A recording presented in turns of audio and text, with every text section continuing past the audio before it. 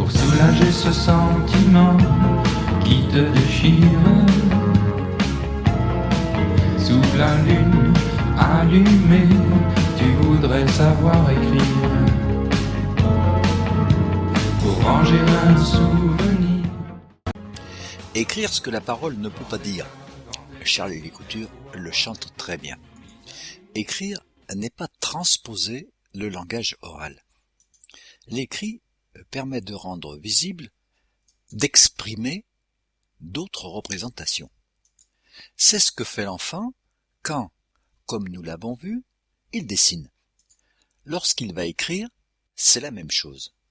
Sauf que lorsqu'il va écrire, il va se trouver dans l'obligation d'utiliser, de puiser dans un réservoir de signes, de symboles communs à tous. Et il devra les agencer pour qu'il crée des représentations. Le problème de la plupart des langues occidentales, c'est que, par souci d'efficacité ou de facilité, on a fait correspondre des signes à des sons. Si bien que l'apprentissage de l'écrit s'est souvent réduit à apprendre la correspondance entre des signes et des sons qui ne prennent du sens que lorsqu'on les entend ensuite. L'écrit n'est pas une transposition du langage oral. Ce qui n'était pas le cas pour les petits chinois par exemple. Les pictogrammes ou les idéogrammes utilisés pour coder des représentations nécessitaient qu'ils soient interprétés par le langage oral et non pas transposés. Les différences entre le langage écrit et le langage oral sont profondes.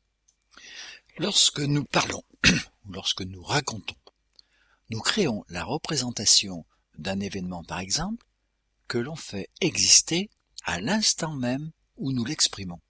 La création de la représentation et son expression sont simultanées. Dès que nous cessons de parler, l'événement disparaît.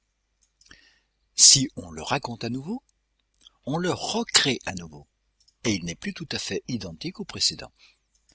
Si la représentation du même événement inscrit dans nos circuits neuronaux s'effectue à travers le langage écrit, les processus de cette création ne sont plus les mêmes. Elle va se construire dans une certaine durée, et même dans une certaine lenteur. Puis elle va se fixer ou se figer dans une trace que l'on découvre ou que l'on redécouvre après l'avoir élaborée. Lorsqu'on la découvre, c'est soi-même que l'on découvre. Tiens, c'est moi qui ai écrit ça. C'est une réflexion que l'on entend souvent chez les adultes. L'écrit nous donne à voir, aux autres bien sûr, mais surtout nous donne à voir à nous-mêmes. Pour ranger un souvenir ou dénoncer tout ce que j'abandonne. Écrire tout ce que tu fredonnes, écrire ce que la nuit inspire. Ce premier phénomène nous permet de comprendre pourquoi il n'est pas toujours aussi facile qu'on ne l'imagine de rentrer dans l'écrit. Une autre différence.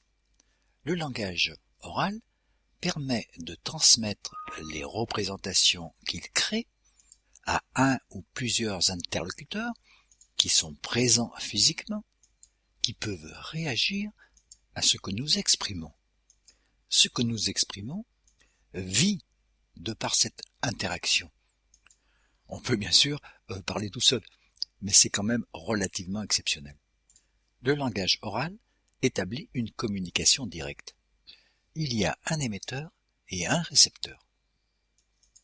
Dans le langage écrit, nous n'avons pas d'interlocuteur direct. Nous sommes seuls face à nous-mêmes et face aussi à la feuille de papier. S'il y a communication, c'est d'abord avec nous-mêmes. Si parfois notre écrit s'adresse à une personne particulière que l'on connaît, par exemple dans le cas d'une lettre, et que l'on peut modifier sa représentation par rapport à la personne à qui elle est adressée et que l'on peut se représenter, le plus souvent, on ignore qui va interpréter ce que l'on a projeté sur une feuille de papier, quelles seront leurs réactions? On ne s'adresse à personne.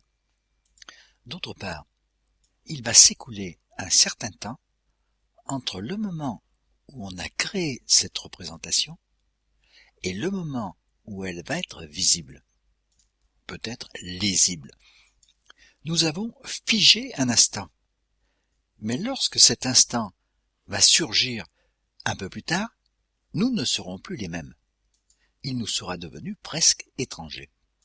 Le langage écrit permet de créer des représentations qui sont presque séparées de nous, qui n'existent plus que par elles-mêmes.